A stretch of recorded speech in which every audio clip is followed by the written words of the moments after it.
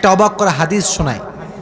ফাতেমা এমন একজন বউ ছিলেন যিনি তার স্বামীর কাছে কোনো আবদারি করতেন না, কোনো কিছু চাইতেন না। তো একদিন স্বামী আসছে আলী, এসে বলছে, এই ফাতেমা, তুমি আমার কাছে কোনো কিছু চাও না কেন? কিচ্ছুই চাও না, আমি চাই তোমাকে দিতে, তুমি নিতেই চাও না। আজকে তুমি এমন একটা কিছু চাইবা যেটা খাওয়ার জিনিস হবে, আমি তোমাকে নিয়ে এসে খাওয়াবো, আমি তোমাকে নিয়ে এসে। তো ফাতেমা বলছেন, না দরকার নাই। কি দরকার, থাক না, কোনো প্রয়োজন নাই। তো আলী আজকে নাসরবান্দা, না আমি খাওয়াই ছাড়বো আজকে, বলো কি খাবা। তো চাওয়ার একটা লিমিটেশন আছে। উনি বললেন, আমার কিচ্ছু লাগবে না, জাস্ট বাজার থেকে একটা আনার নিয়ে আসবেন। কি নিয়ে আসবেন? তো আলী রাদিয়াল্লাহু তাআলা আনহু বলছে, ঠিক আছে যাও, আমি যাচ্ছি, তোমার জন্য নিয়ে আসবো একটা আনার। বের হয়েছেন নেওয়ার জন্য। এই মনোযোগ দিয়ে শুনবেন হাদিসটা, খুব মনোযোগ দিয়ে। বাজার থেকে একটা আনার কিনেছেন, কিনে যখন বাসায় ব্যাক করবেন, হঠাৎ করে একজন গরিব মানুষ আসছে, সে বলছে, আলী, আজ 3 দিন যাবত আমার পেটে কোনো খানা নাই, আমি বড় হতদরিদ্র মানুষ, খুবই ক্ষুধার্ত মানুষ, তুমি কি আমাকে কিছু খাওয়াতে পারবা? আলী রাদিয়াল্লাহু তাআলা আনহু এতটা দান করার মেন্টালিটি ছিল, এতটা ভালো মানুষ ছিলেন, বইয়ের কথা ভুলে গিয়েছেন, ওই আনারটাও আল্লাহর রাস্তায় দান করে দিয়েছেন। তো যখন আনার মানে হচ্ছে ডালিম, ডালিম, ডালিম। ও আচ্ছা, না বুঝলে বলা যাবে, কোনো সমস্যা নাই। আনার মানে হচ্ছে, নগরে ডালিম আছে না নাই? তোমাদের নগরে একটা বড় বাজার আছে, বাজারটার নাম কি? ওখানে দেখবা রাস্তার বাম পাশে সবগুলো বসে না, ফলের সব দেখবা, অনেক অনেক অনেক আপনার আঙ্গুর রাখা আছে, বেদানা রাখা আছে, আছে না নাই? আপনারা বেদানাও বলেন, ডালিমও বলেন। আচ্ছা, তো উনি দান করে দিয়েছেন। তো যখন দান করে দিয়েছেন, হঠাৎ করে মাথায় আসছে, তো কার জন্য ছিল? ফাতেমার জন্য। বলেন, কার জন্য ছিল? তো মনটা খারাপ যে জীবনে বউ একবার চাইলো, তাও খাওয়াইতে পারলাম না, মানুষকে দিয়ে দিলাম। বাসায় আসছে, মনটা খুবই খারাপ। তো বউয়ের ভালোবাসা কাকে বলে খুব ভালো করে বুঝবেন। আলী যখন গেটটা খুলেছে, ফাতেমা যখন আলীর চেহারার দিকে তাকাইছে, বলছে, আলী, নিশ্চিত তুমি আমার বেদনা, আমার ডালিম তুমি আল্লাহর রাস্তায় দান করে দিয়েছো। সুবহানাল্লাহ পড়ে। তো বলছে ফাতেমা, আসলেই তাই, আমি দান করে দিয়ে আসছি। তো বলছে, আলী, তুমি যদি আমার জিনিসকে আল্লাহর রাস্তায় দান করে খুশি হও, আমি ফাতেমা তাতেই খুশি হয়ে গেলাম। অবাক করা বিষয় দেখেন, হঠাৎ করে একজন মানুষ বাসার গেটে নক করেছে, এই কেউ কি আছে বাসায়? গেট খুলেছে, তো দেখছে গেটের বাইরে দাঁড়িয়ে আছে একজন সাহাবী, তার নাম হচ্ছে সালমান ফারসি। তার নাম কি? এদিকে পেছনে কিয়ামত হয়ে যাক, তোমরা আমার দিকে তাকাও। তার নাম কি? সালমান ফারসি। বলছে, কি হয়েছে আপনার, হঠাৎ করে আপনি আমাদের বাসায় আসছেন? বলছে, নবীজি তোমার জন্য 9টি আনার হাদিয়া পাঠিয়েছেন। আপনার সুবহানাল্লাহ পড়তে পারলেন না? কয়টি আনার? আরো জোরে। তো আলী বলছেন, নো, এটা আমার না, এটা আমার হতে পারে না। সালমান ফারসি বলছে, কেন? এটা তোমার জন্য পাঠিয়েছে। আলী বলছে, ভালো করে চেক করো, এটা আমার জন্য হতে পারে না। বলছে, কেন? বলছে, আল্লাহ তাআলা কোরআনে বলেছেন, মান জাআ বিল হাসানাতি ফালাহু আশরু আমসালিহা, যে আল্লাহর রাস্তায় একটা দিবে, আল্লাহ তারে 10 গুণ বাড়ায় দিবে। তাহলে আমার তো 9টা হবে না, আমার হবে কয়টা? তো সালমান ফারসি এই কথা শুনে আবার পকেটে হাত দিয়েছে, হাত দিয়ে আর একটা বের করেছে, বলছে, নবী তোমাকে 10টাই দিয়েছে, আমি জাস্ট পরীক্ষা করছিলাম। সুবহানাল্লাহ পড়েন। তো চাইলেও একটা ভালোবাসা লাগে, আর যে আল্লাহর রাস্তায় দান করে তার আরো বেশি বাড়ায় দেয়। একজন আওয়াজ দিয়ে বলেন, তিনি কে? আর একটা রেওয়ায়াত বলি, একদিন ফাতেমা রাদিয়াল্লাহু তাআলা আনহা সুতা বিক্রি করলেন। কি বিক্রি করলেন? সুতার দাম হচ্ছে 6 দিরহাম। কয় দিরহাম? আচ্ছা, তো বলছে, হে আমার স্বামী আলী, 6 দিরহাম নিয়ে কয়েকটা রুটি নিয়ে আসো হাসান এবং হোসাইনের জন্য। কার জন্য? হাসান এবং হোসাইন কার সন্তান? ফাতেমা এবং আলীর সন্তান। তো অবাক করে একটা রেওয়ায়াত, আমি জাস্ট গতকালকে এটা পড়লাম, এটা আমি আগে জানতাম না। তো বের হয়েছে বাসার থেকে রুটি কিনবার জন্য। কি কিনবার জন্য? রুটি কিনে ফেলেছে। Just he was coming back to home, বাসায় আসছিলেন। হঠাৎ করেই গরিব আসছে, অসহায় মানুষ। আলী, কিচ্ছু নাই পেটে খাওয়ার মতো, তুমি কিছু দিতে পারবা? আলীর মনোমাইন্ড এতটা বড় ছিল, যা কিনতে গিয়েছিল ফ্যামিলির জন্য ওইটাও আল্লাহ রাস্তায় দান করে দিয়েছে। জোরে সোরে পড়ুন সুবহানাল্লাহ। সন্তানের জন্য খাবার আপনি কিনেছেন, কিন্তু দান করে দিয়েছেন, কিন্তু ভেতরে একটা কষ্ট আছে না নাই? দেখো এই যুবকেরা, প্লিজ প্লিজ লাফালাফি করো না, এদিকে আমার দিকে একদম স্থির হয়ে থাকো, চুপচাপ স্থির থাকো। কারণ নওগাঁর মানুষ তো এরা অভদ্র ঘরের সন্তান, এরা সব ভদ্র ঘরের সন্তান, ঠিক না? চুপচাপ থাকেন। তো যখন ফিরে আসবেন, হঠাৎ করে একজন লোক আসছে, এসে বলছে, আলী তুমি কি এই উটটা কিনবা? উট? বলেন কি? তো আলী বলছে, না ভাই, টাকা পয়সা নাই, কেনার সম্ভব না। তো বলছে, তোমাকে আমি এইটা এখন দিচ্ছি, তোমার যখন বিক্রি করার সুযোগ হবে তখন বিক্রি করবা, তোমার লাভ তুমি রাখবা, আর আমারটা আমাকে দিলেই হবে। তো আলী বলছে, ঠিক আছে দাও। জাস্ট উটটা নিয়েছে, উট নিয়ে বাসায় ব্যাক করবে, আবার আরেকজন আসছে, বলছে, ভাই এর দাম কত নেবেন বলেন? বলছে, ভাই আপনি দাম বলেন। যে উটের দাম হোক 200 দিরহাম, ওই লোক আগেই বলছে, আমি এটাকে তোমার কাছ থেকে 300 দিরহাম দিয়ে ক্রয় করে নিব। নিয়ে নিয়েছে উট। তাহলে আগে ছিল মাত্র কয় দিরহাম, এখন তিনি কয় দিরহামের মালিক হয়ে গেলেন? সুবহানাল্লাহ পড়তে পারলেন না?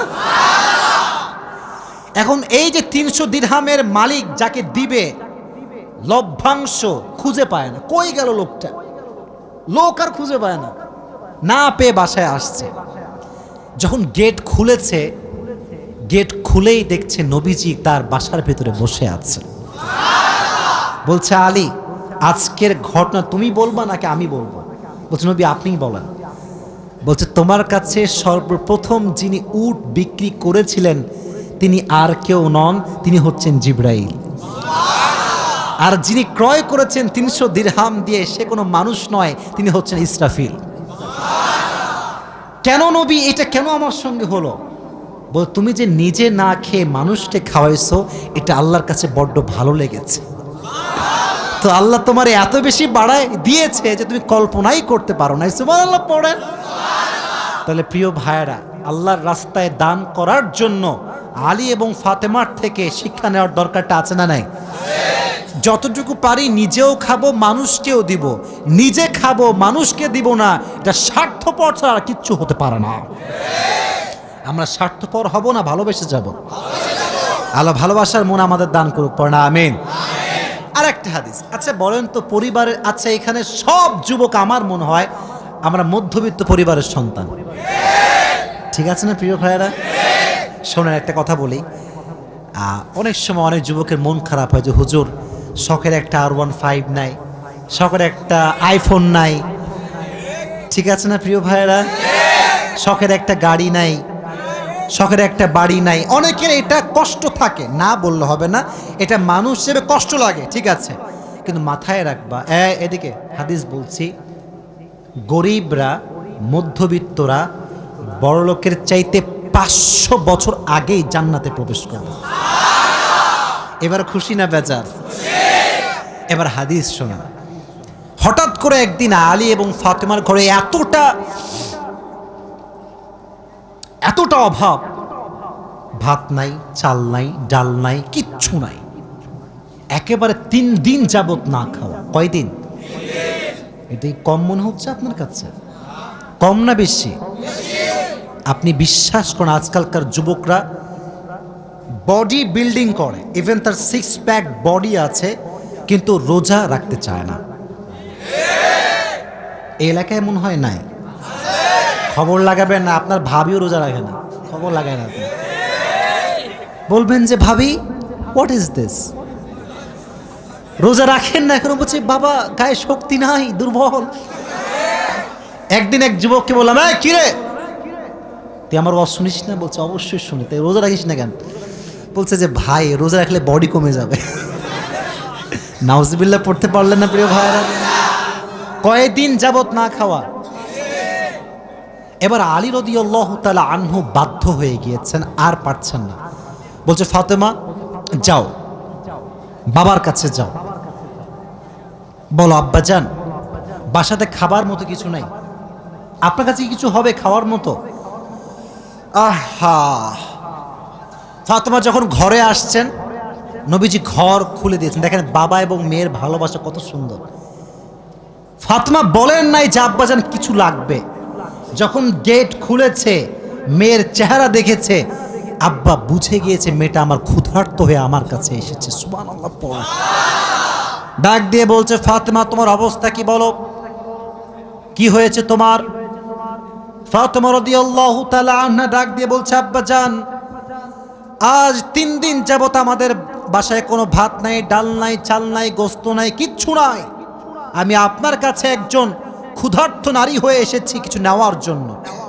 তো নবীজি বলছেন এই যুবকেরা এদিকে তাকাও। বলছে ফাতেমা আমার কাছে 5টা বকরি আছে, 5টা দোয়া আছে। 5টা বকরিও আছে, 5টা ধামরাটের ভাইয়েরা 5টা দোয়া আছে, 5টা বকরি আছে। তুমি কোনটা নিতে চাও? Which one you want select? তো ফাতেমা বলছে নবী হে আমার বকরি লাগবে না, আমাকে দোয়া শিখাই দিলেই হবে। পরীক্ষায় পাস। দোয়াটা আমার সঙ্গে সবাই পড়েন, সকলে আমার চোখে চোখ রাখেন, সবাই পড়েন ইয়া আউয়ালাল আউয়ালিন ইয়া আখিরাল আখিরিন ইয়া যাল কুওয়াতিল মাতিন ইয়া রাহিমাল মাসাকিন ইয়া আরহামার রাহিমিন। আমি জানি যে এটা এখনই মুখস্থ করা সম্ভব না, তবে এটা আগামীকাল কোথায় যাবে? মাশাআল্লাহ, সার্চ করবেন, ডাউনলোড দিবেন, এখানে কাট করে নিয়ে আসবেন। এই দোয়াটা you have to repeat after me, বারবার বারবার বারবার। নবীজি বলেছেন এই দোয়া যে যত বেশি পড়বে তার রিজিকে বরকত তত বেশি বেড়ে যাবে। এই দোয়াটা আমরা বেশি বেশি পাঠ করব তো ইনশাআল্লাহ। এবার ফাতেমা আলীর কাছে ব্যাক করেছে। আলী বলছে ফাতেমা তোমার হাতে গোস্ত কোথায়, ভাত কোথায়, খাবার কোথায়? তোমার হাত তো খালি, কোথায় আমার খাবার? তুমি তো খালি হাতে ফিরে এসেছো। বলছে আলী আমার হাত খালি না, আমার হাত ভরপুর আছে। বলছে কিভাবে? বলতেছে যে যাহাবতু লিদ দুনিয়া ওয়া জিতু বিল আখিরা, আমি নবীর কাছে দুনিয়া চাওয়ার জন্য গিয়েছিলাম, নবী আমাকে আখিরাত দিয়ে ফিরাই দিয়েছে। আমি আখিরাত নিয়ে তোমার কাছে এসেছি। তো আলী এবার নিজেই আসছে। ডানের যুবকরা কিরে আমার দিকে তাকাও। এবার নিজে কে আসছে? আলী। পরে এবার কে আসছে? নবী হে অভাব, খাবার দাবার কিচ্ছু নাই। নবী এবার সংখ্যা বাড়ায় দিয়েছে। বলছে আমার কাছে 5000 বকরি আছে আর 5টা দোয়া আছে, তুমি কোনটা চাও? আলী বলছে নবী 5000 বকরি নয়, 5টা দোয়া হলেই চলবে। কতটা আল্লাহর উপরে ভরসা চিন্তা করেন। আমার মতো আপনার মতো মদন হইলে আগে বকরি দেন, তারপর দোয়া দেখা যায়। ঠিক কিনা যুবক ভাইরা বলো? শুধু এইটা, বিপদে পড়লে মানুষ সুদও খায়, ঘুষও দেয়। আল্লাহর উপরে ভরসা করে কিছু থামবে, দোয়া করবে, তাহাজ্জুদ পড়বে, এই সবর মানুষের মাঝে নাই। ঠিক কিনা যুবক ভাইরা বল? এজন্য আমাদের অভাব আসলে, দুঃখ আসলে আমরা ভরসা করব একজনকে। আওয়াজ দিয়ে বলেন তিনি কে? আপনারা মনে হয় বিরক্ত হয়ে গেছেন আমি দোয়া করে দেব, তাই না? না না, বিরক্ত হয়ে গেছেন মনে হয় না। আসলে খুব ভালো লাগলো এই বিষয়টা যে আপনারা এতটা আগ্রহী যে বৃষ্টি হচ্ছিল তা আপনারা জান নাই। এটাই প্রমাণ করে নওগাঁর মানুষ ইসলাম প্রেমিক মানুষ, কোরআন প্রেমিক মানুষেরা।